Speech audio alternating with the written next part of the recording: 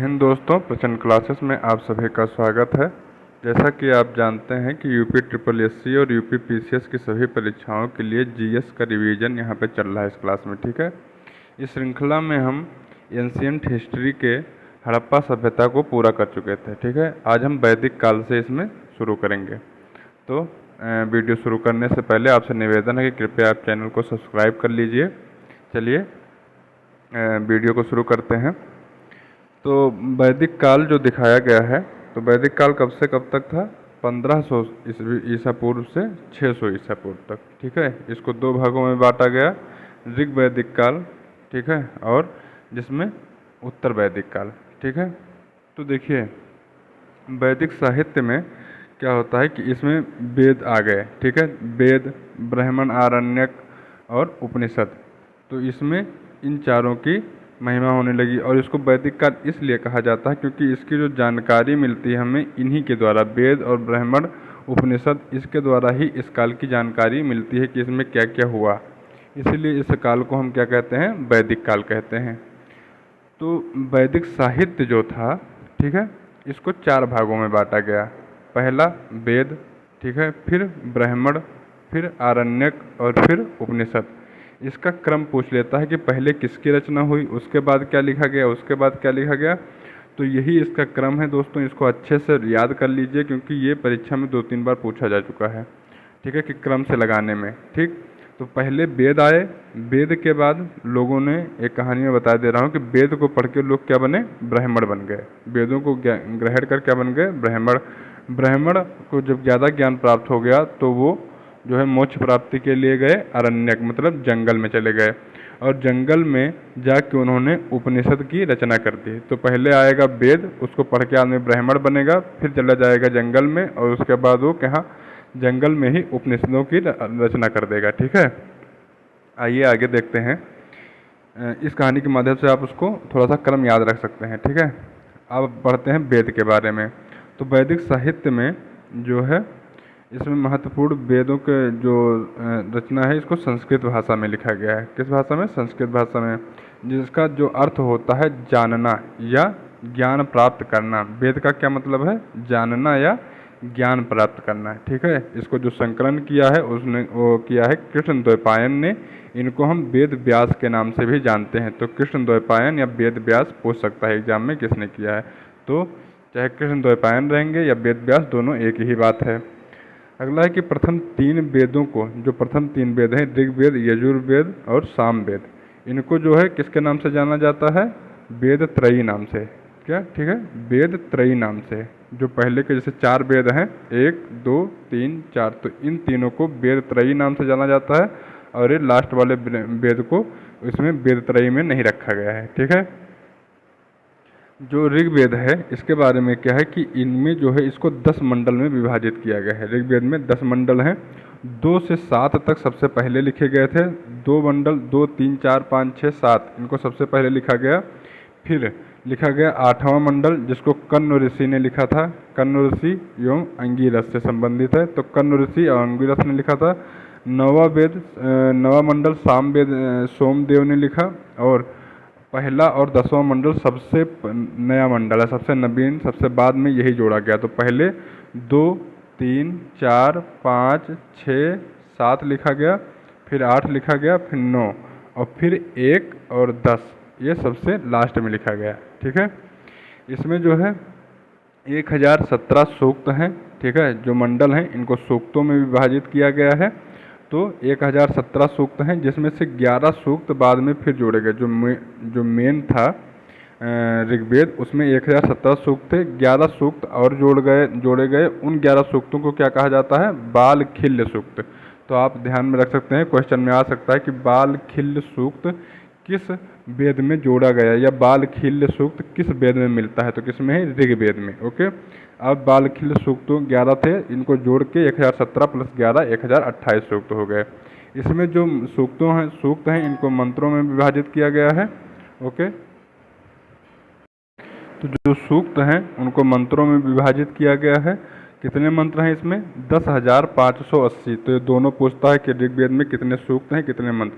तो 10,580 मंत्र हैं, लेकिन इसमें 118 मंत्रों को जो है आप यही याद रखिएगा 10,580 ही पूछता है, लेकिन इसमें क्या हुआ कि 118 मंत्र दोहराए गए, तो जो मेन मंत्र हैं वो 10,462 मंत्र ही हैं।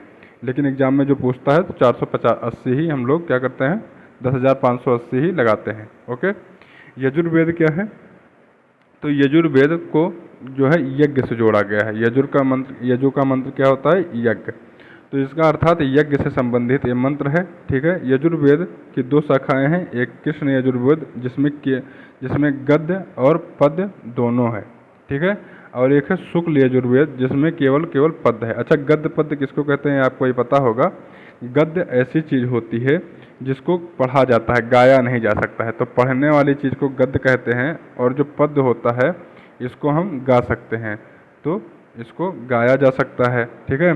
तो जो कृष्ण यजुर्वेद है इसको हम गा भी सकते हैं और पढ़ भी सकते हैं, लेकिन जो शुक्ल यजुर्वेद है इसको केवल और केवल क्या किया जाता है, गाया जाता है।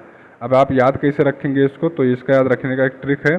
कृष्ण जी क्या थे, बहुत ही ज़्यादा चंचल थे, तो उनमें दोनों रूप मिलते हैं, एक बहुत चंचलता को रूप और एक भगवान का भी रूप। तो आप इसको याद रख सकते हैं कि इसमें इसको गाया भी जा सकता है और पढ़ा भी जा सकता है। शुक्ल जो है केवल और केवल गाया जा सकता है। ओके। ऐसे थोड़ा सा ट्रिक से आप याद रख सकते हैं, बाकी आप अगर अच्छे से वैसे ही रट सकते हैं तो और अच्छी बात है। वाजसनेयी संहिता जो है, इसे ही वाजसनेयी संहिता के नाम से भी जाना जाता है, किसको, जो है यजुर्वेद को। ओके। आगे बढ़ते हैं कि सामवेद आ जाता है। सामवेद में क्या है कि ये जो है सामवेद अर्थात गायन से संबंधित वेद है। ये गायन से संबंधित वेद है। और जो आजकल के छंद गाना वगैरह जो निकले हैं वो जो है गायन का संबंध किससे, सामवेद से ही निकला हुआ, जो संगीत है वो सामवेद से ही निकला हुआ माना जाता है। ओके। संगीत की सर्वप्रथम जानकारी सामवेद से ही मिलती है। 1000 इसमें 1810 मंत्र हैं और 261 मंत्र दोहराए गए हैं, मतलब 1549 मंत्र हैं इसमें। अथर्ववेद के बारे में जानिए। अथर्ववेद, इसमें अथर्वा ऋषि के नाम पे ये अथर्ववेद पड़ा है, अथर्वा ऋषि के नाम पे। और इसमें जो है भूत प्रेत, जादू टोना, रोग निवारक और शत्रु दमन, मेल मिलाप, विवाह और आशीर्वाद सूचक मंत्र है ये। कौन, अथर्ववेद। ओके। ब्राह्मण आ जाते हैं। देखिए अभी मैंने बताया था कि वेदों के बाद क्या आएंगे, ब्राह्मण।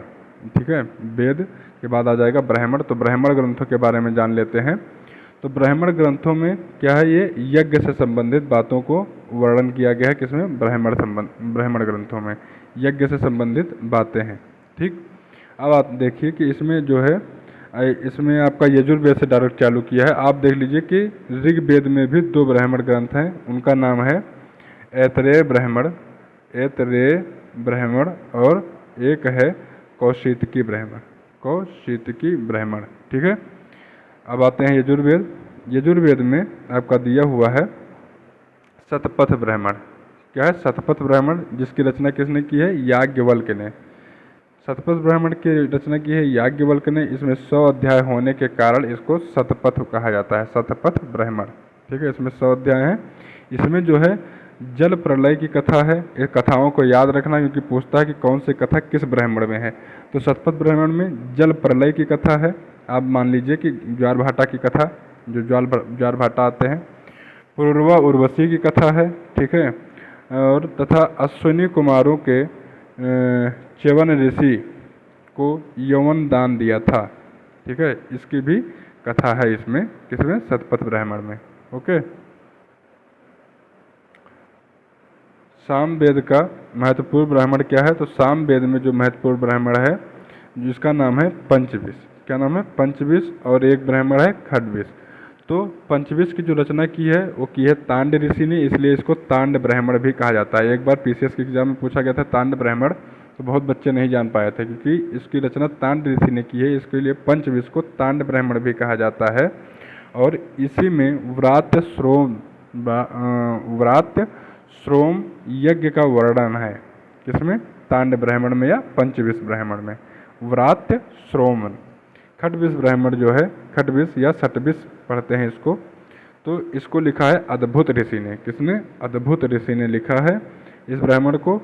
और इसमें जो है अकाल भूकंप जैसे प्राकृतिक आपदाओं का वर्णन है। तो इसको आप ऐसे याद रख सकते हैं कि जब हम लोग पहली बार अभी जब 2020 में भूकंप वगैरह आने लगे थे, तो लगभग जो नए बच्चे थे वो नहीं जान पाए थे कि भूकंप, क्योंकि भूकंप आया नहीं था उससे पहले अपने इधर है ना, यूपी में या जो है उत्तरी भारत में।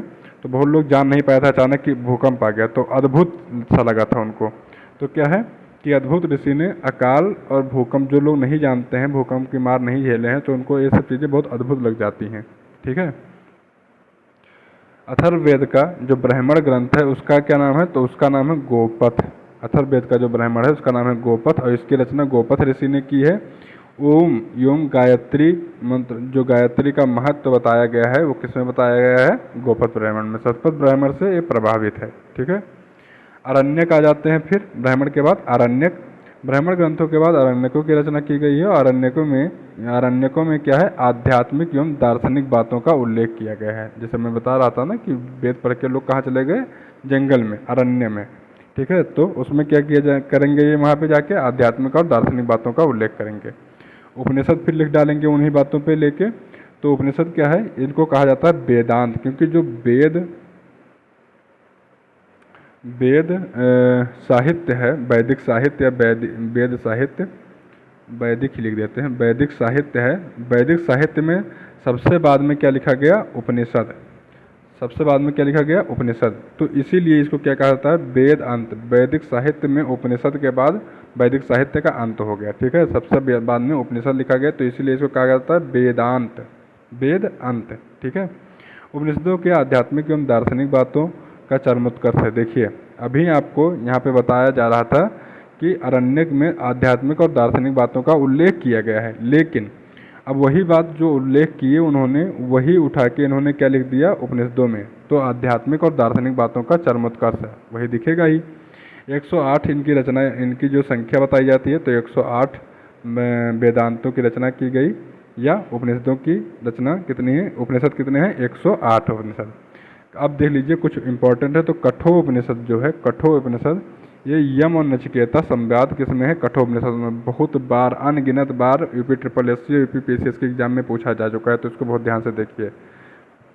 यम नचिकेता संवाद जो है आपको कठोपनिषद में मिलेगा। इसका संबंध जो है कृष्ण यजुर्वेद से है। ठीक है, कृष्ण यजुर्वेद से। अगला है कि बृहदारण्यक उपनिषद में जो है, तो इसमें है राजा जनक के दरबार में याज्ञवल्क एवं गार्गी के बीच में, किसके बीच में, याज्ञवल्क और गार्गी के बीच में शास्त्रार्थ का वर्णन हुआ है। तो ये शुक्ल यजुर्वेद से संबंधित है। ठीक है, दोनों यजुर्वेद से संबंधित है। छांदोग्य उपनिषद में देवकी पुत्र कृष्ण का, किसका, देवकी पुत्र कृष्ण, जो भगवान कृष्ण है, उनका सर्वप्रथम उल्लेख मिलता है कहाँ पे, छांदोग्य उपनिषद में। ओके। कुछ वेद दिए हुए हैं, ऋतज जो दिया हुआ है, और कार्य।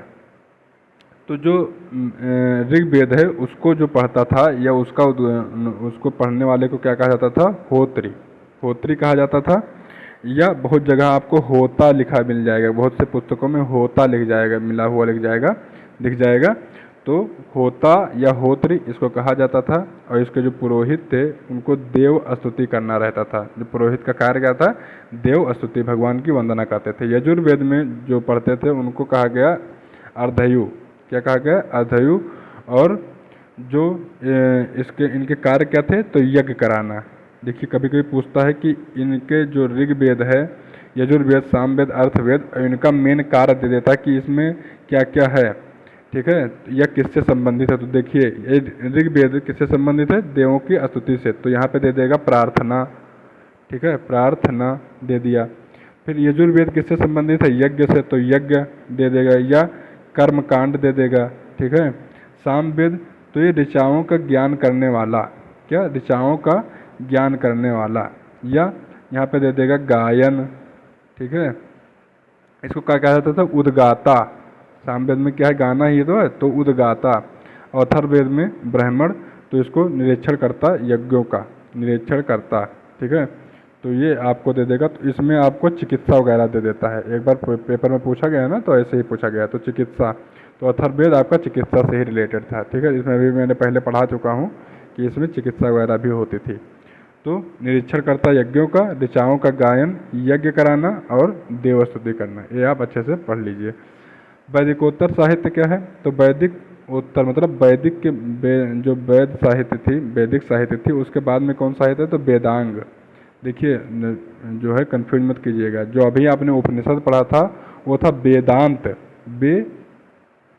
वेदांत वेदों का अंत, और ये है वेदांग मतलब वेदों का अंग। तो वैदिकोत्तर साहित्य में कौन आया? वेदांग आया। ठीक है, तो वेदों को समझने के लिए एवं वेदों की रचना के लिए क्या किया गया? 6 वेदांगों की रचना की गई। इसमें पहले आया शिक्षा। ठीक है, आपको अब वेदांग में जो वेद लिख के लोग चले गए, लेकिन अब जो पीढ़ी आई वो वेद समझ ही नहीं पा रही, तो उसमें के लिए किया गया वेदांग। तो उनको 6 भागों में बांटा गया। पहले कि आपको शिक्षा आनी चाहिए, वेदों को पढ़ने के लिए आपको जो है शिक्षा आनी चाहिए। तो इसकी रचना किसने की है?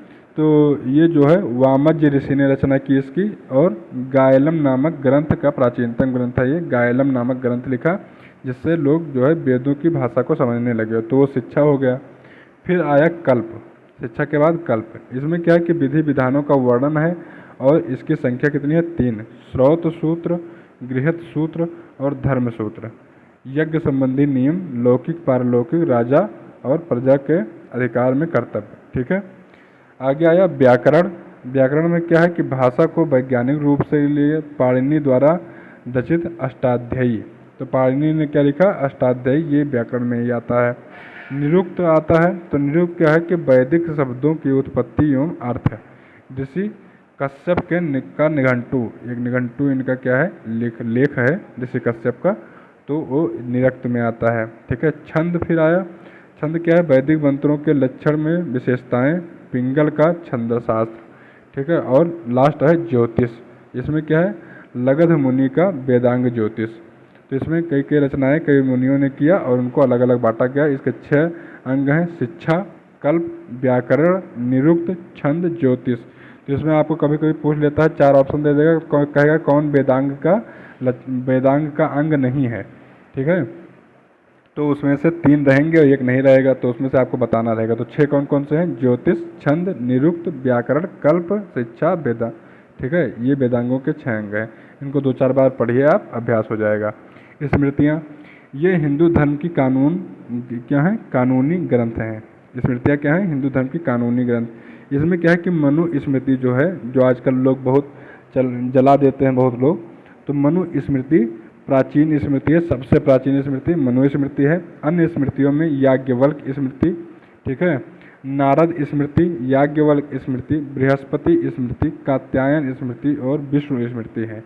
तो इनको कहा गया स्मृतियाँ। उपवेद, इनकी संख्या कितनी है? 4। वेद अभी आपने पढ़े, उनकी संख्या 4 थी। उपवेद, इनकी भी संख्या 4 है। तो कौन कौन से उपवेद हैं? धनुर्वेद। इसमें क्या है कि युद्ध संबंधी जानकारी दी जाती है, और ये किससे संबंधित है? ऋग्वेद से। फिर आया शिल्प वेद, तो इसमें शिल्प व्यवस्था के बारे में जानकारी दी गई, ये किससे संबंधित है? यजुर्वेद। फिर आया गंधर्व वेद, तो इसमें संगीत के बारे में जानकारी दी गई है, सामवेद से रिलेटेड है। फिर आया आयुर्वेद, तो ये चिकित्सा से संबंधित है, ये अभी मैं बता रहा था ना यहाँ पे अथर्ववेद का चिकित्सा। देखिए, तो ये किससे संबंधित है? चिकित्सा से, और ये आया इसमें अथर्ववेद से संबंधित है। आप थोड़ा सा ध्यान देके फिर से देख लीजिए। जो धनुर्वेद है ये किससे संबंधित है? ऋग्वेद से संबंधित है, और इसमें युद्ध की जानकारी दी गई है। ठीक। शिल्प वेद जो है, शिल्प वेद किससे संबंधित है? यजुर्वेद से। ऋग्वेद गंधर्व वेद किससे? सामवेद से। गंधर्व वेद सामवेद से, आयुर्वेद अथर्ववेद से। ठीक, ये उपवेद थे आपके। ऋग्वैदिक काल आपका कहाँ से कहाँ तक माना जाता है? 1500 से 1000 ऋग्वैदिक काल, और फिर आएगा दूसरा उत्तर वैदिक काल। उत्तर वैदिक काल ये जो है आपका, इसमें 3 ग्रंथ 3 वेद इसी में आते हैं। उत्तर वैदिक काल में 3 वेद आते हैं, कौन कौन से? यजुर्वेद, सामवेद और अथर्ववेद, ये आते हैं उत्तर वैदिक काल में, मतलब बाद में लिखे गए वैदिक काल में। और ऋग्वैदिक काल में अलग ऋग्वैदिक काल है, केवल ऋग्वेद है इसमें। ठीक है, तो इसमें ऋग्वैदिक आर्यों का जो है भौगोलिक ज्ञान दिया गया है कि ऋग्वैदिक आर्य थे इसमें। ऋग्वेद में हिमंत अर्थात हिमवंत अर्थात हिमालय पर्वत एवं उसकी मंजुवंत उसकी मुजवंत नामक चोटी का उल्लेख मिला है। किसमें? जो ऋग्वेद है इसमें हिमकाल के बारे में जानकारी है। ऋग्वेद में नदी सूक्त में कुल 25 नदियों का उल्लेख है। ये सब देखते जाइए, क्योंकि इन सब में आपको नंबर वाइज भी पूछ सकता है कि कितनी नदियों का उल्लेख है। तो ये सब बहुत ज़्यादा इंपॉर्टेंट है, ठीक है। 25 नदियों का उल्लेख मिलता है इसमें। संपूर्ण वैदिक साहित्य में 33 नदियों का उल्लेख मिलता है। पूरे वैदिक साहित्य में 33 नदियाँ हैं, जबकि अकेले ही ऋग्वेद में 25 नदियाँ हैं। ऋग्वेद में सिंधु नदी के उल्लेख सर्वाधिक बार मिलता है। सबसे ज़्यादा सिंधु नदी का उल्लेख मिलता है। किसमें? ऋग्वेद में। सरस्वती नदी को सबसे पवित्र माना गया है। सबसे ज़्यादा बार पूछेगा कि उल्लेख किसका है, तो सिंधु नदी का है। सबसे ज़्यादा पवित्र नदी कौन है, तो सरस्वती नदी है। इसको नदी तमा कहा गया है, नदियों की माँ, ठीक है। ऋग्वेद में वर्णित अंतिम नदी कौन है, तो गोमती नदी है, ठीक है। ऋग्वेद में यमुना नदी 3 बार और गंगा नदी का कितनी बार? 1 बार उल्लेख है। तो इसको फिर से आप देखेंगे। ऋग्वेद में सबसे ज़्यादा बार सिंधु नदी का, सबसे पवित्र नदी सरस्वती नदी। ऋग्वेद में गोमती नदी का सबसे अंतिम बार उल्लेख, 3 बार यमुना नदी और 1 बार गंगा नदी। गंगा नदी का 2 बार लगा के मत आइएगा, 1 बार केवल उल्लेख हुआ गंगा नदी का, ठीक है। यमुना का 3 बार। राजनीतिक जीवन आप इसका देख लीजिए ऋग्वेद का। तो राजनीतिक जीवन में क्या है कि ऋग्वेद में आर्य कबीलों में विभक्त था। एक कबीलाई जिंदगी जीते थे, कबीलाई जिंदगी, ठीक है। राजा पद का वंशानुगत था। राजा क्या था? वंशानुगत था। एक के बाद एक, उसका पुत्र के बाद उसके पुत्र, उसके बाद उसके पुत्र, ऐसे ही राजा बनते थे, ठीक है। और जो जन का मुखिया होता था वही क्या कहलाता था? राजन कहलाता था या राजा कहलाता था, ठीक है। राजा को जनस्य गोप्ता अर्थात जन का रक्षक कहा जाता था, ठीक है। जनस्य गोप्ता या पुरा भेदता अर्थात दुर्गों को भेदने वाला। तो ये सब राजा के लिए। जनस्य गोप्ता मतलब जन का रक्षक, ये भी राजा के लिए। और पुरा भेदता, जनस्य गोप्ता और पुरा भेदता, जनस्य गोप्ता और पुरा भेदता। कबीले के सदस्य राजा के बलि नामक स्वैच्छिक कर, ठीक है, उसका क्या नाम था? उपहार स्वरूप देते थे। और उसका नाम उस कर का क्या था? बलि। बलि ना कहते थे किसको? कर को। और ये उपहार स्वरूप लोग अपने मन से देते थे, किसी कर कोई असूलने वाला नहीं था, ठीक है। विदथ, विदथ नामक परिषद अपनी प्राचीन परिषद थी। सबसे प्राचीन परिषद विदथ थी। यह सैनिक गैर सैनिक धार्मिक कार्य का संपादित करती थी। परिषद का क्या नाम था? विदथ। 10 राग युद्ध भी किसमें है? तो ये आपका ऋग्वेद में इसका वर्णन मिलता है 10 राग युद्धों का। ये रावी नदी, जिसको परुषड़ी कहते थे, रावी नदी को उस समय परुषड़ी कहते थे, उसी के तट पर हुआ था। इस युद्ध में शामिल कौन कौन थे? तो इस युद्ध में भरत जन के राजा सुदास, एक तरफ भरत जन के राजा सुदास एवं 10 अन्य राजाओं के बीच ये लड़ा गया था। तो 10 राजाओं के होने की वजह से इसका नाम 10 राज मतलब 10 राज यहाँ पे लिखा है, लेकिन 10 राज्य है। इसका मेन जो उच्चारण है 10 राज्य है। तो 10 राजाओं के बीच लड़ा गया था। इसमें 10 राजाओं के संघ में जो पुरु राजा था, पुरु राजा संवरण ने जो है 10 राजाओं की तरफ से उनका नेतृत्व किया। और भरत जन की तरफ से सुदास ने उनका नेतृत्व किया। और जीता कौन? सुदास जीत गया था। तो मतलब भरत जन के राजा जीत गए थे, ओके। जो सामाजिक जीवन था उसको देख लीजिए इनका, किनका? ऋग्वेदियों का। ऋग्वैदिक काल में जो लोग थे, ठीक है। तो ये प्रारंभ में 2 वर्ग में थे, आर्य और अनार्य, आर्य और अनार्य। तो ऋग्वेदिक में 10वें मंडल में पुरुष सूक्त में, 10वें मंडल के पुरुष सूक्त में चारों वर्णों की उत्पत्ति हुई है, चारों वर्णों की। उसके पहले जो वर्ण थे वो केवल आर्य और अनार्य थे। आर्य लोग वो थे जो गोरे लोग थे, उनको आर्य कहते थे, गोरे। और जो सांवले और काले थे वो अनार्य थे, अनार्य, ठीक है। तो ये इसी में केवल 2 वर्ण थे। उसके बाद में 10वें मंडल में आके 4 वर्ण मिलते हैं। तो एक महामानव के जो है विराट पुरुष के जो मुख से है उसको ब्राह्मण की माना गया। मुख से जो वर्ण निकला वो ब्राह्मण है। बाँह से जो है क्षत्रिय, वैश्य को जो है उनके जांघ से, और शूद्रों की उत्पत्ति उनके पैर से बताई जाती है। ये ऋग्वेद में आपको मिलेगा, किसमें? 10वें मंडल में। तो ये याद रखिएगा।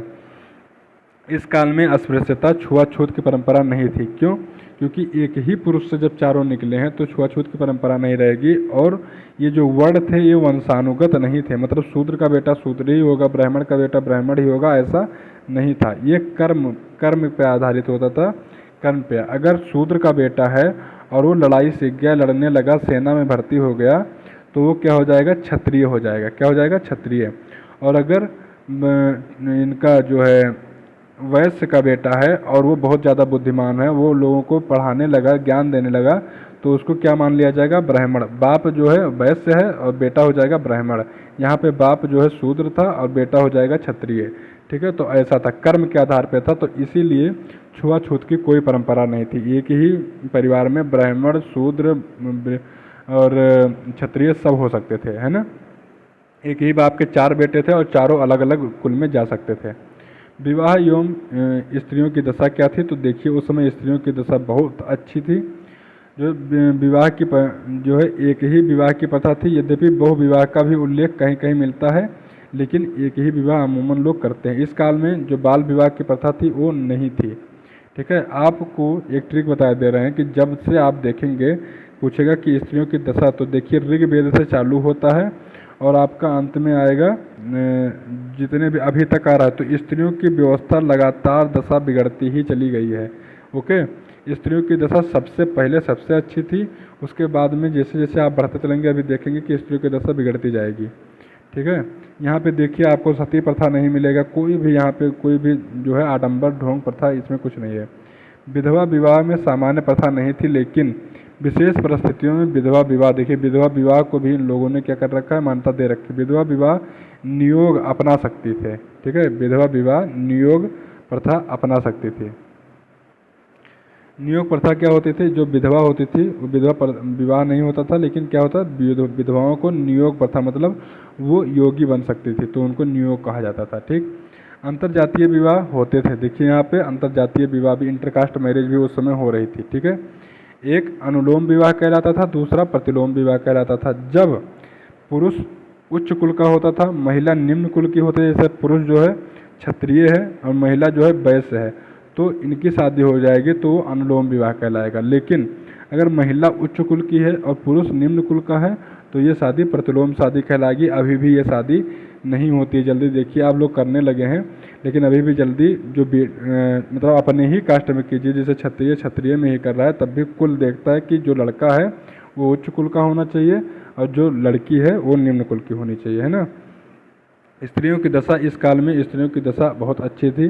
ठीक है, इस काल में बहुत सी महिलाएं विद्वान थी, जैसे लोपामुद्रा, घोषा, सिक्ता, निवावरी, रोमसा, अपाला, विश्ववारा, इन लोगों का जो है नाम आया है। आर्थिक स्थिति क्या थी लोगों की, अर्थव्यवस्था जो है स्वरूप, अर्थव्यवस्था का स्वरूप क्या था, जनजातीय स्वरूप था। जनजातीय अर्थात जीवन का निर्वाह अर्थव्यवस्था पर ही जो है निर्वाह की अर्थव्यवस्था थी। ठीक है, केवल जीवन निर्वाह के लिए वो लोग अर्थव्यवस्था का उपयोग करते थे। चलिए, पशुपालन जो देखते हैं तो ऋग्वैदिक आर्यों का जीवन अस्थायी था, ये अस्थायी जीवन इनका नहीं था, इनका मुख्य व्यवसाय पशुपालन था। आर्यों का सबसे महत्वपूर्ण पशु क्या थी, गाय थी, जिसको ये लोग मारते नहीं थे, गायों को मारने का अनुमति नहीं था। आर्यों को आर्य जो है हाथी से भी प्रचलित थे और बाघ का उल्लेख आर्य में नहीं है, तो इसमें जो है आर्य लोग बाघ का उल्लेख नहीं किए हैं अपने ऋग्वेद में। ठीक है, आगे है कि ऋग्वेद जो है कृषि, तो कृषि ये लोग कैसे करते थे, तो ऋग्वेद आर्यों का जीवन अस्थायी था, अतः कृषि का जो है अधिक विकास नहीं हुआ था। जब जीवन अस्थायी था तो कृषि का विकास अधिक नहीं हुआ था। लकड़ी के बने बड़े बड़े हलों से जो है ये लोग खेती करते थे, 6, 8, 12 बैलों को जोड़कर ये लोग एक बार में जोतते थे। ठीक है, ऋग्वैदिक आर्य केवल जौ से प्रचलित थे, जो अनाज है। इसमें देखिए आप वहाँ पे चले जाइए, अभी जब आपने पढ़ा क्या पाषाण सभ्यता आप पढ़ रहे थे या जो है हड़प्पा सभ्यता पढ़ रहे थे, वहाँ पे देखिए खेती कितना प्रचलित हो गई थी, लोग अच्छे से नगरों में रह रहे थे। अब वो सभ्यता खत्म हुई, उसके बाद जो सभ्यता आई उसमें देख लीजिए आप कितना ये लोग पीछे चले गए। केवल अभी तक जौ से ही परिचित हैं, जबकि वहाँ पे सारी खेतियाँ हो चुकी थी। व्यापार, तो देखिए यहाँ पे क्या है कि जो व्यापार, पड़ी नामक एक क्या था, पड़ी नामक समुदाय क्या करता था, व्यापार। तो जो वैश्य होते थे उनको क्या कहा जाता था, पड़ी। ये नाम याद रखिए, वैश्यों के लिए पड़ी शब्द का जो है उपयोग किया जाता था। अब पड़ी से घृणा करते थे लोग, जो आर्य लोग थे वो पड़ी से क्या करते थे, घृणा करते थे। पड़ी अपनी कंजूसी के लिए जो है बहुत फेमस रहते थे। तो आज भी देख लीजिए, जो आदमी बहुत कंजूस होता है उसको लोग कहते हैं यार बहुत बनिया आदमी है ना, बहुत बनिया आदमी है। तो बनिया क्या होते थे, ये वहीं से निकल के आए कि पड़ी जो होते थे उनसे आर्य लोग बहुत नफरत करते थे क्योंकि वो बहुत कंजूस होते थे। धार्मिक जीवन, इनका धार्मिक जीवन देखते हैं तो ये बहुदेववादी थे। जो है ऋग्वैदिक आर्य जो थे ये देवियों की तुलना में देवता महत्वपूर्ण है यहाँ पे, लेकिन ये बहुदेववादी थे। यहाँ पे जो है अनेक देवताओं को माना जाता था। एकेश्वरवाद की भावना दिखाई देने पड़ती है जब अंतिम चरण आता है, तब एकेश्वरवाद की तरफ ये लोग बढ़ते हैं। पहले ये लोग बहुदेववादी थे। ठीक है, इसमें 33 देवी देवताओं का उल्लेख है। 33 देवी देवताओं का आकाशवासी, अंतरिक्षवासी और पृथ्वीवासी 3 श्रेणियों में बांट रखा था इन्होंने 33 देवताओं को। आकाशवासी, अंतरिक्षवासी और पृथ्वीवासी देवता। ठीक है, आर्यों का सर्वश्रेष्ठ देवता तो था इंद्र था, जिसको पुरंदर भी कहा जाता था। और ऋग्वेद में इंद्र की स्तुति के लिए 250 सूक्त हैं। वरुण क्या थे? सर्वाधिक आचरण वाले देवता थे। और ये सृष्टिकर्ता क्या कहा जाता था? किसको? वरुण को क्या कहा जाता था? सृष्टिकर्ता, मतलब सृष्टि इन्होंने ही बसाई। कौन? वरुण। ठीक है, और ऋग्वेद में जो है सूर्य की स्तुति 5 रूपों में की गई है। किसमें? सूर्य, सावित्री, मित्र, पूषण और विष्णु। तो ये सूर्य की स्तुति 5 रूपों में की गई है। ठीक है, सावित्री किसको? तो सावित्री सविता की स्थिति में पवित्र गायत्री मंत्र सावित्री के लिए लिखा गया है। किस मंडल में है? तीसरे मंडल में गायत्री मंत्र है। ठीक है, और इसको जो लिखा है किसने? विश्वामित्र ने। ठीक है, तीसरा मंडल किसने लिखा है? विश्वामित्र ने। तो जाहिर सी बात है गायत्री मंत्र भी विश्वामित्र ने ही लिखा है। ठीक है, उत्तर वैदिक काल देख लेते हैं। उत्तर वैदिक कालों में 3 जो है आपके वेद आएंगे, यजुर्वेद, सामवेद और अथर्ववेद। अब देखिए वो था 1500 से 1000 ईसा पूर्व तक। अब ये जो है उत्तर वैदिक काल 1000 से 600 ईसा पूर्व तक है। ठीक है, देखिए इसमें क्या क्या है। तो इसमें जो है शतपथ ब्राह्मण में सदा नीरा, गंडक और रेवोत्तरा नर्मदा नदी का जो है उल्लेख मिलता है। किसमें? शतपथ ब्राह्मण में। किसका? गंडक और नर्मदा नदी का उल्लेख। राजनीतिक जीवन इनका देखिए, तो राजनीतिक जीवन ये है कि भारत में पुरु कबीले के आपस में मिलकर कुरु राज्य का निर्माण किया। अब देखिए कुरु राज्य आपने महाभारत में सुना होगा, तो धीरे धीरे आप उधर ही बढ़ रहे हैं। तो भारत में मतलब अब यहाँ महाभारत नहीं आ जाएगी, लेकिन वही नाम आ रहे हैं। ठीक है, भरत एवं पुरु कबीले। अभी भरत कबीले के बारे में आपने देखा था ना, वहाँ पे युद्ध हुआ था, दशराग युद्ध, उसमें भरत कबीला शामिल था। तो भरत एवं पुरु कबीले आपस में मिलकर कौन सा युद्ध जो है राज्य का निर्माण करते हैं? कुरु राज्य का निर्माण करते हैं। ठीक है, इसी प्रकार क्रीवी एवं तुवर से मिलकर कौन सा? पांचाल राज्य का। तो देखिए एक तरफ कुरु राज्य हो गया और एक तरफ पांचाल राज्य हो गया, पांचाल राज्य। ठीक है, इस काल में जो है तो भरत और पुरु कबीले कुरु राज्य का और कृभि और तुर्वस करते हैं पांचाल राज्य का निर्माण। तो देखिए कुरु राज्य पूछा जा चुका है, तो पांचाल कभी भी पूछा जा सकता है, तो थोड़ा सा याद रखिएगा। राजा की सहायता के लिए सभा और समिति होती थी। सभा समिति ये पार्षदों का नाम था। अथर्ववेद में सभा एवं समिति को प्रजापति की 2 पुत्रियां कहा गया है। किसमें? अथर्ववेद में सभा और समिति को क्या कहा गया है? जो है प्रजापति की 2 पुत्रियां। वर्ण व्यवस्था है वो कैसी है? तो देखिए वर्ण व्यवस्था की वास्तविक स्थापना उत्तर वैदिक काल में हुई। वास्तविक स्थापना जो है उत्तर वैदिक काल में हुई। इस काल में ब्राह्मण, क्षत्रिय, वैश्य, शूद्र चारों वर्ण के अंतर स्पष्ट किए गए। भेद परक वर्ण व्यवस्था स्थापित हुई। अब यहाँ पे क्या हो गया? भेद होने लगा वर्णों में। ठीक है, इस काल में वर्ण व्यवस्था जटिल होने लगी और वैश्यों को अनस्य बलकृत अर्थात कर देने वाला कहा जाने लगा। वहाँ पे जो है पड़ी थे तो पड़ियों से जो है लोग नफरत करते थे। अब यहाँ पे क्या है? वैश्यों के लिए कौन सा शब्द उपयोग किया गया? अनस्य बलकृत, और ये इसका मतलब होता था कर देने वाला। तो शूद्रों को अनस्य प्रेस्य कहा जाता था, जिसका मतलब था दूसरों की सेवा करने वाला। अनस्य बलकृत मतलब दूसरों को धन देने वाला या कर देने वाला। अनस्य मतलब दूसरों को, प्रेस्य मतलब सेवा करने वाला, दूसरों की सेवा करने वाला है शूद्रों के लिए। अस्पृश्यता, छुआछूत का उल्लेख यहाँ भी नहीं मिल रहा है। तो अभी मतलब पूरे वैदिक काल में छुआछूत का उल्लेख नहीं मिला है। आपसे क्वेश्चन में पूछ सकता है कि वैदिक काल में छुआछूत था, तो नहीं था। स्त्रियों की दशा आप देख लीजिए कि उत्तर वैदिक काल में क्या हो गया। इस काल में बाल विवाह का प्रचलन नहीं था। ठीक है, और 16-17 वर्ष की आयु में कन्या का विवाह किया जाता था। सगोत्र विवाह वर्जित था, मतलब उसी वर्ग जिस गोत्र के हो उसी गोत्र में आप विवाह कर रहे हो तो वो वर्जित था। ये आज भी नहीं होता है। ठीक है, पटीदारी में शादी नहीं करते हैं। इसमें क्या है कि मैत्रायणी संहिता जो है, मैत्रायणी संहिता में स्त्रियों को क्या कहा गया है? असत्यभाषी कहा गया है। स्त्रियों को क्या कहा गया है? असत्यभाषी। मैत्रायणी संहिता, इसको आप थोड़ा सा ऐसे याद रख सकते हैं कि जब हम चार मित्रों के बीच में अपने बैठते हैं तो क्या करते हैं? स्त्रियों की मजाक कर उड़ाते हैं, तो क्या कहा गया है? अरे यार वो तो ऐसे है, वो तो ऐसे है, तो असत्यभाषी कहा गया है। ठीक है, मैत्रायणी संहिता। तो इससे थोड़ा ध्यान रखिए कि मित्रों के बीच में बैठ के स्त्रियों के बारे में क्या क्या बतियाते हैं, तो असत्यभाषी में जो है इसीलिए असत्यभाषी कहा गया है। तो ये याद रखने की ट्रिक है। ठीक है, इस ग्रंथ में स्त्रियों को मनुष्य की 3 बुराइयां कहा गया है। मनुष्य की 3 बुराइयों में से एक स्त्रियों को माना गया है मैत्रायणी संहिता में। शराब एक हो गया, दूसरा जुआ हो गया, और एक बुराई होगी स्त्री। तो एक बुराई है मनुष्यों की, शराब पी रहे हैं, जो जुआ खेल रहे हैं वो बुराई है, और एक स्त्री बुराई है। अगर मनुष्य के जीवन में स्त्री ने इंटर मारा तो क्या हो गया? उसमें एक बुराई आ गई। तो 3 बुराइयों में से एक बुराई तो स्त्री ही है। आश्रम व्यवस्था, ठीक है, किसमें आई?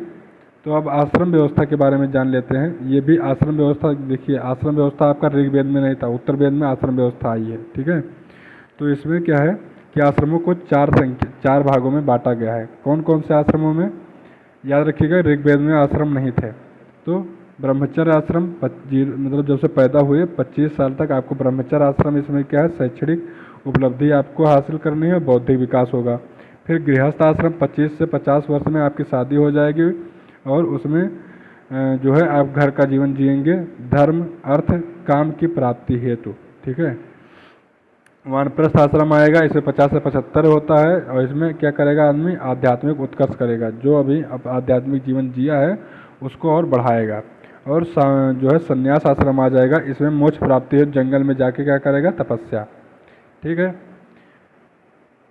चारों आश्रमों में गृहस्थ आश्रम को सर्वश्रेष्ठ बताया गया है। ये आप ध्यान रखिएगा, ये नहीं कि आप जो है सब छोड़ छाड़ के साधुआ गए और सोच रहे हैं कि हम ही बहुत अच्छा कर रहे हैं। जो गृहस्थ में आदमी है, अपने पीछे 4 लोगों को और ज़िंदगी दे रहा है, उनको ज़िंदगी सुधार रहा है, तो वो जो है आश्रम को सर्वश्रेष्ठ माना गया है, गृहस्थ आश्रम को। संस्कार आ जाते हैं, तो मनुष्यों के 16 संस्कार होते हैं पूरे ज़िंदगी में, जो हिंदू धर्म में है 16 संस्कार माने गए हैं।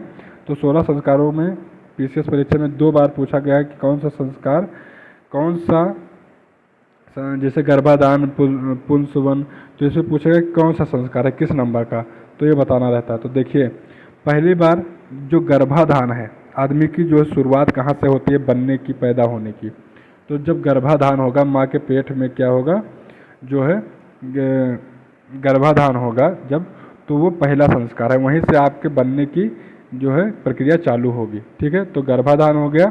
ठीक है, माँ के गर्भ में जीव की स्थापना हो जाती है।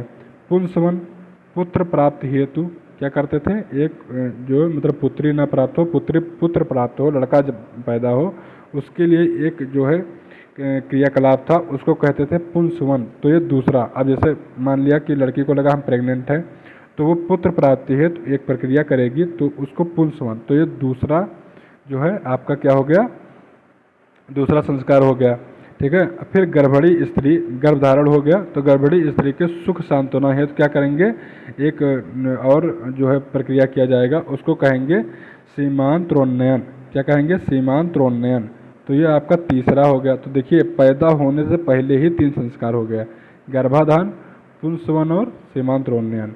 ठीक है, अब शिशु का जन्म हो रहा है, चौथे संस्करण में शिशु का जन्म चौथे संस्करण में होगा। जो नहीं पढ़ा होता है, पहला संस्कार में जात कर्म ही या शिशु के जन्म को ही ठोक के आ जाता है कि पहला भाई जब शिशु का जन्म हो रहा है तो वही होगा पहला संस्करण। ऐसा नहीं है, उससे पहले 3 संस्करण हो चुके हैं। ठीक है, और चौथा संस्कार क्या है? जात कर्म, शिशु को पैदा होना। अब पैदा हो गया तो उसका नाम रखेंगे, तो नामकरण 5वें नंबर पे है। नामकरण हो गया तो घर में पहली बार जब उसको घर से पहली बार जब निकाला जाएगा, कई महीनों तक घर में ही रखा जाता है, तो जब घर से पहले, अब तो अस्पताल में पैदा होते हैं, पहले घर में ही पैदा होते थे बच्चे, तो जब पहली बार घर से निकाला जाएगा तो उसको कहेंगे निष्क्रमण। वो 6वां संस्कार हो गया, पैदा हुआ, नाम रखा और उसको घर से निकाले, तो 6 तक पहुँच गए। अब आइए 6 के आगे देखते हैं। 7वां संस्करण, घर से बाहर निकाला जाए, 1 महीने में निकाल देते हैं, लेकिन चौथे 5वें महीने में उसका अन्नप्राशन कराया जाता है। ठीक है, 5वें या 6ठे महीने में जब भी कराते होंगे, तो ये अन्नप्राशन कराया जाएगा, तो हो गया 7वां संस्करण। चूड़ाकरण, तो ये मुंडन संस्कार जो होता है, पहली बार जब सिर मुंडाया जाएगा तो 8वां संस्करण हो गया। तो एक खाना जो अन्नप्राशन के बाद खाना वाला हो गया। फिर कर्ण वेदन, जब उसका मुंडन हो जाएगा तो कर्ण वेदन 4-5वें साल में कराया जाएगा, और मुंडन जो है एक या तीसरे साल में कराया जाता है, पहले साल या तीसरे साल में। तो कर्ण वेदन 4-5वें साल में होगा, तो वो आ गया 9वां संस्करण। फिर विद्या के लिए जाने लगेगा वो 4-5वें साल के बाद, 5वें साल में लगभग विद्या के लिए भेजते थे ये लोग, तो वो क्या कहलाता था, विद्यारंभ, ये 10वां संस्करण हो गया। फिर उपनयन, मतलब बालक को क्या कहता था, बालक या कन्या को गुरु आश्रम में प्रवेश कराते थे, ठीक है। तो ये हो गया उपनयन संस्कार, इसमें जनेऊ वगैरह पर पहना देते थे।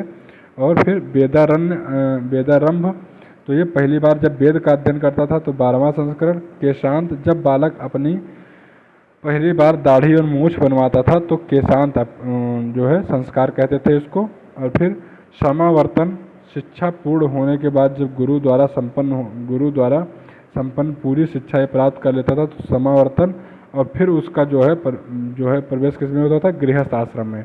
25 साल का हो गया, अब गृहस्थ आश्रम में प्रवेश करेगा, अब उसका विवाह हो जाएगा, तो ये जो है 15वां। अब विवाह के बाद सीधा विवाह हो गया, तो अब सीधा मोक्ष लोक को प्राप्त करो भैया, जो है विवाह के बाद सीधा मोक्ष प्राप्त होगा, मृत्यु मिलेगी, और वो 16वां। तो विवाह के बाद सीधा मृत्यु, ठीक है, 16वां संस्करण। चलिए कृषि देखते हैं इसका।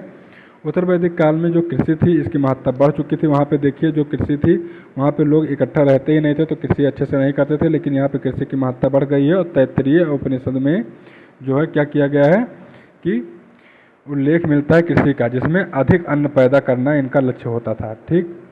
शतपथ ब्राह्मण में जो है व्यवस्थित ढंग से कृषि करने का उल्लेख मिला है, किसमें, शतपथ ब्राह्मण में, ठीक है। तो ये किसमें है, यजुर्वेद में है, शतपथ ब्राह्मण आपको भी पढ़ाए थे। और काठक संहिता में क्या है कि उल्लेख मिलता है कि हल खींचने के लिए 24 बल लगाए गए हैं, काठक। पशुपालन, तो अथर्ववेद में गोवध करने वाले को मृत्यु का विधान दिया जाता है। अगर गाय मार दिया आपने तो मृत्यु हो जाएगी, इतना गाय को पवित्र माना गया था, और इतना पशुओं की जो है इज्जत बढ़ गई थी, पशुओं को बहुत इम्पोर्टेंस से लोग देने लगे थे।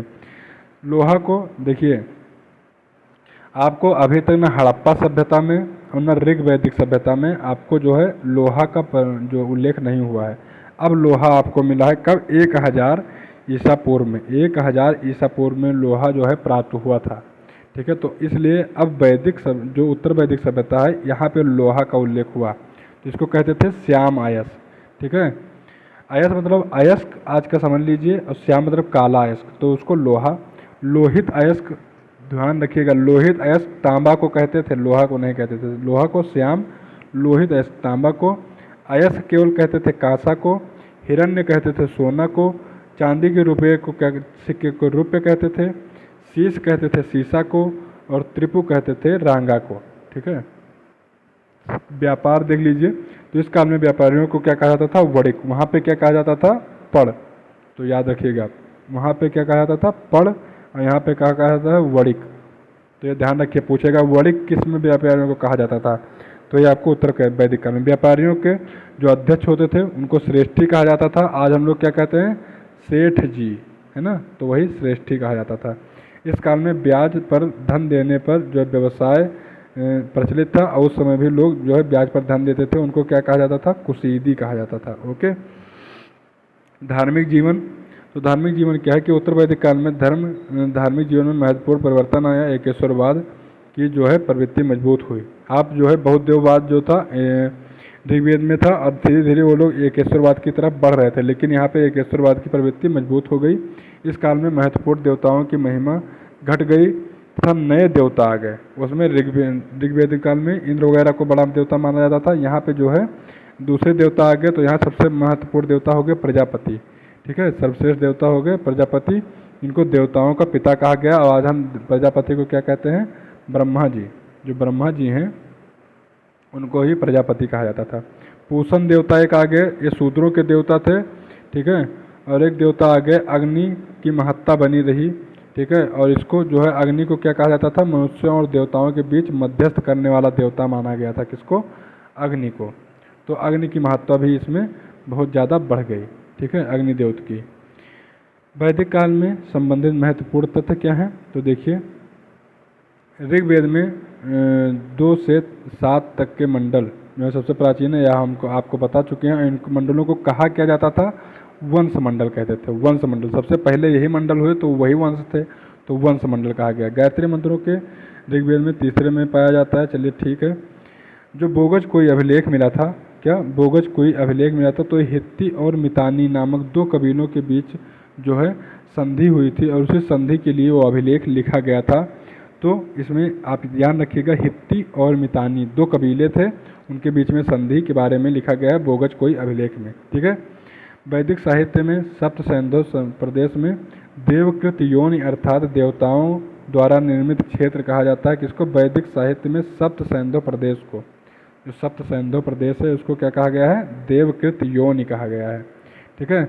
बाल गंगाधर तिलक ने the Arctic home of the Aryans, तो इसको कहा है, लिखा नामक पुस्तक लिखी थी किसने? बाल गंगाधर तिलक ने। इन्होंने आर्यों का मूल स्थान जो है उत्तरी ध्रुव बताया। तो उत्तरी ध्रुव पे ही हमारा आर्कटिक ओशियन है, आर्कटिक जो क्षेत्र फैला हुआ है कहाँ है? उत्तरी ध्रुव में। तो बाल गंगाधर तिलक ने कहा था वहीं उत्तरी ध्रुव से ही आर्य लोग जो है भारत में आए थे। ठीक, तो इसको याद रखिएगा। तैत्तरीय उपनिषद के उल्लेख मिलता है कि सदा सत्य बोलो तथा सदा धर्म का पालन करो। ये कहाँ पे है? तैत्तरीय उपनिषद में। तो याद रखिएगा, ये सब कोट पूछता रहता है, बहुत ही इंपॉर्टेंट कोट है। सदा सत्य बोलो और धर्म का पालन करो, किसमें है? तैत्तरीय उपनिषद में है। ओके। आगे है ऋग्वैदिक विद्यार्थियों की तुलना किससे? बरसाती मेढक से की गई है। ऋग्वैदिक विद्यार्थियों की तुलना जो है बरसाती मेढक से की गई है। और ऋग्वैदिक काल में गाय के लिए युद्ध हो जाते थे। ऋग्वैदिक काल में गाय को बहुत जो है इम्पोर्टेंस दिया गया था, उसके लिए युद्ध हो जाते थे। युद्ध को क्या कहा जाता था? गविष्ठी। जब गविष्ठी कहा गया, गविष्ठी हो रहा है तो मतलब गाय के लिए कोई युद्ध हुआ तो उसको कहते थे गविष्ठी। राज्याभिषेक ब्राह्मण, क्षत्रिय और वैश्य मिलकर 17 प्रकार के जल से करते थे। जब किसी राजा का राज्याभिषेक होता था तो ब्राह्मण, क्षत्रिय और वैश्य मिलकर जो है 17 प्रकार के जल से उसको नहलाते थे। इसको राज्याभिषेक कहते थे। ठीक है। स्त्री विद्यार्थियों की भी इसमें दो श्रेणियाँ थीं।